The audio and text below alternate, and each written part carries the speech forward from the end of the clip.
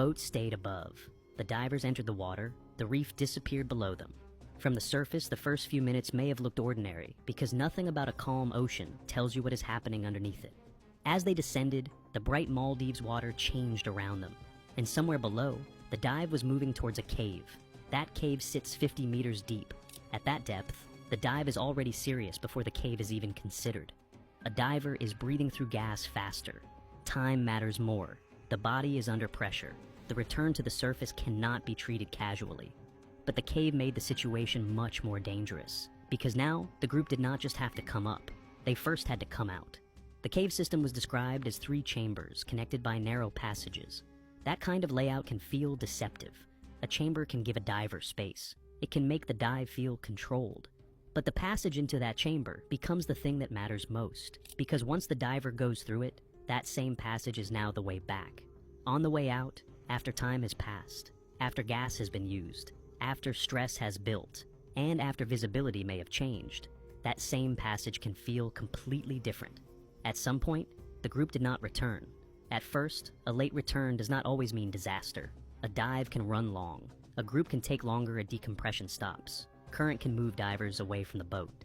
Sometimes the first sign that divers are safe is not the divers themselves, but a marker buoy rising somewhere in the distance. So, the people above waited and watched the water. They looked for bubbles. They looked for a buoy. They looked for movement. They looked for anything that meant the group was still below, still together, and still making its way back. But the water stayed empty. And the longer it stayed empty, the more the situation changed. This was no longer just a delayed dive. 5 people were still missing beneath the surface, and the last known area was not a wide open reef. It was near an underwater cave. Search teams began preparing to go down. This was the first point where the rescue became much more complicated. If the divers had drifted away in open water, the search could spread across the reef and surrounding sea.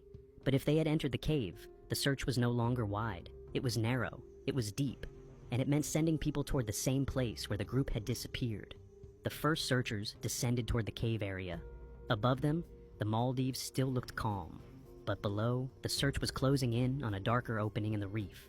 This was no longer just a landmark. It was the line between open water and the place where the divers may have vanished. The searchers could not rush. They moved toward the entrance. Then, near the mouth of the cave, they found a body. It was Gianluca Benedetti. He was the first of the 5 to be recovered, but finding him did not end the emergency. It made the picture darker, because Gianluca was only one diver. Monica Montefalcone, Giorgia Somacal, Muriel Odenino, and Federico Gualtieri were still missing. And if Gianluca had been found near the entrance while the others were nowhere in open water, then the most frightening possibility became harder to ignore. The remaining 4 were believed to be somewhere beyond the entrance, deeper inside the cave. From that moment, the operation changed.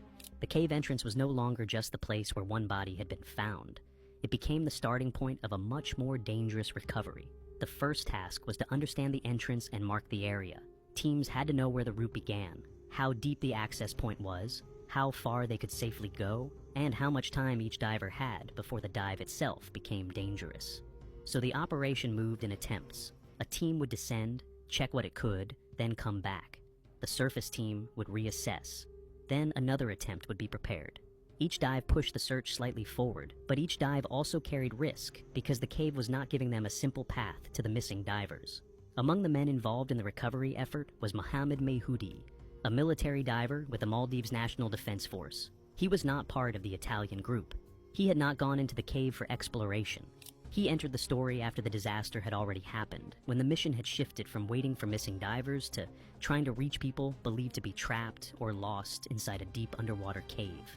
By then, everyone involved understood what kind of operation this had become. There was one confirmed body. 4 people were still missing. The cave entrance was a depth. The system continued beyond it, and every decision had to balance 2 things at once: the need to bring the victims back and the need to keep the recovery divers alive. Mohammed was directly involved